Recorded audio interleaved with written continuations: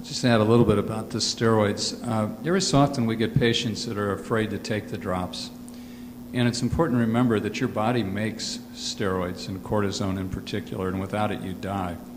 So it's something our body makes, and the dose that we give in the eye drops, for the most part, as Sanjay said, it's a really low dose compared to what you do systemically, whereas the ones you take orally or with injections can cause problems. You might use caution if you're a Major League Baseball player? They're different steroids. These actually... It's a sensitive topic here in Milwaukee. But the one good thing about the ones we use, they make muscle mass decrease. Maybe that should be the punishment for MLB. I like that. Question here. I've been diagnosed with Fuchs and slated for surgery next month, but not comfortable with the communication from the surgeon or lack of communication.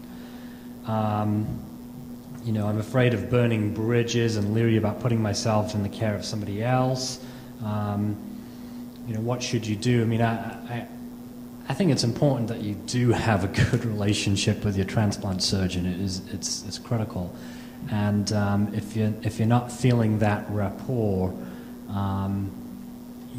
in general, these are elective surgeries. There's nothing that's forcing you to get it done in a hurry, and we're in an era where we've got information at our fingertips that we should be able to find ourselves a second opinion, whether it's around the corner or, you know, or across the country. But I would, I mean, if there's doubts in your mind, these are, you know, this is surgery on your eye, and it's your vision, and you want to be comfortable, not just for the surgery, but for lifelong follow-up. So seek a second opinion. Not all second opinions require that, you know, the second physician have communication with the first. So it doesn't necessarily need to be something that your first physician knows that you went after. But I think it's very important to have that relationship.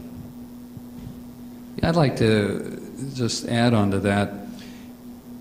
I don't know how much you all realize how much you really caused DSEC to take off in the country.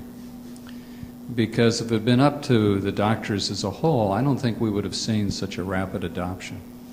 But a lot of people did go other places, they got other opinions, they got treatments, and they went back to their original doctors. Now, some of those doctors got upset and refused to see the patients.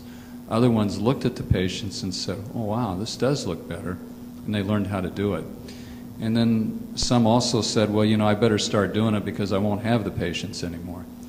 But for whatever reason, this group had a lot to do with having DSEC change, because there were a lot of doctors that, you know, for a lot of reasons, they said you're losing too many tissue with DSEC, you know, it's not normal, you know, on and on and on. We all know that DSEC's tremendously better than penetrating keratoplasty now. And so it's always okay to get another opinion. Just remember, when you get another opinion, you're getting another opinion. The more opinions you have, the more opinions they have, and they probably won't all agree. And if you can't go back to the doctor you're not comfortable with, there's probably other doctors in your area that you can see. So it is important that you're comfortable with what the recommendations are, and if you don't think it makes sense, then I would get another opinion.